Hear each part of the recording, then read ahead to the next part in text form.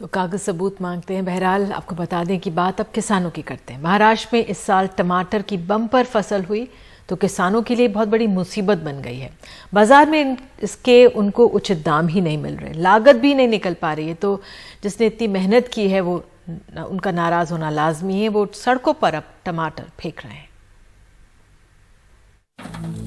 अपनी मेहनत से उपजाया टमाटर किसान सड़कों पर फेंकने को मजबूर है। फसल बम्पर हुई है तो दाम गिर गए हैं। मंडी में 2 से 4 रुपए किलो टमाटर का भाव लग रहा है। नासिक के पिंपल गांव में रहने वाले धनंजय रहाणे ने अपने 2 एकड़ खेत में टमाटर लगाए। कुल 5 लाख रुपए खर्च किए। टमाटर की मौजूदा 4 रुपए प्रति किलो की कीमत के चलते उन्हें केवल 2.5 से 3 लाख रुपए ही मिल रहे हैं। मैं तो ये बताना चाहूँगा कि इस साल टमाटर में बहुत बेकारी हो गई है। खर्चे ज़्यादा बढ़ गए, दवाई का, पेस्टिसाइड का, सब दवाई का सब खर्चा बढ़ गया है। और जो खर्चा बढ़ा है उसके हिसाब से अभी माल को दाम नहीं है।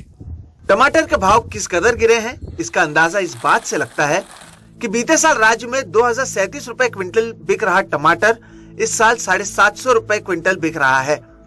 25 किलो की क्रेट के दाम 70 से 100 रुपए मिल रहे हैं, जबकि इनकी लागत ही 300 रुपए है।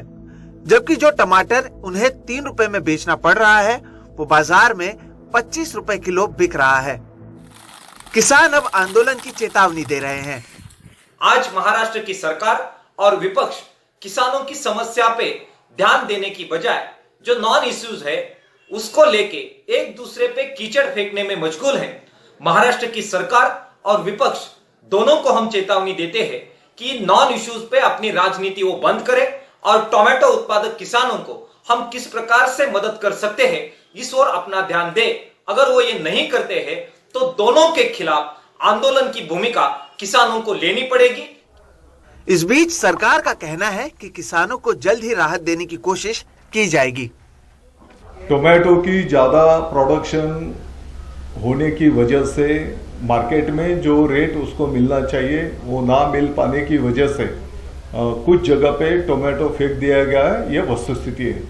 सरकार इसके ऊपर पूरा ध्यान दे रही है और मैं समझता हूँ आने वाले एक 5-8 दिन के अंदर थोड़ा रेट बढ़ने की उम्मीद है। किसानों को अपने पैदावार इस तरह से बर्बाद करना नहीं पसंद है, लेकिन जब राज्य की सरकार किसानों से ज़्यादा अपने राजनीतिक प्रतिद्वंदियों के बारे में सोचकर काम करेगी तो फिर किसानों को भी इस तरह से कदम उठाना पड़ता है। नासिक से किशोर बेलसरे और मुंबई से कैमरा पर्सन अशोक महाडिक के साथ सोहित मिश्रा, NDTV इंडिया।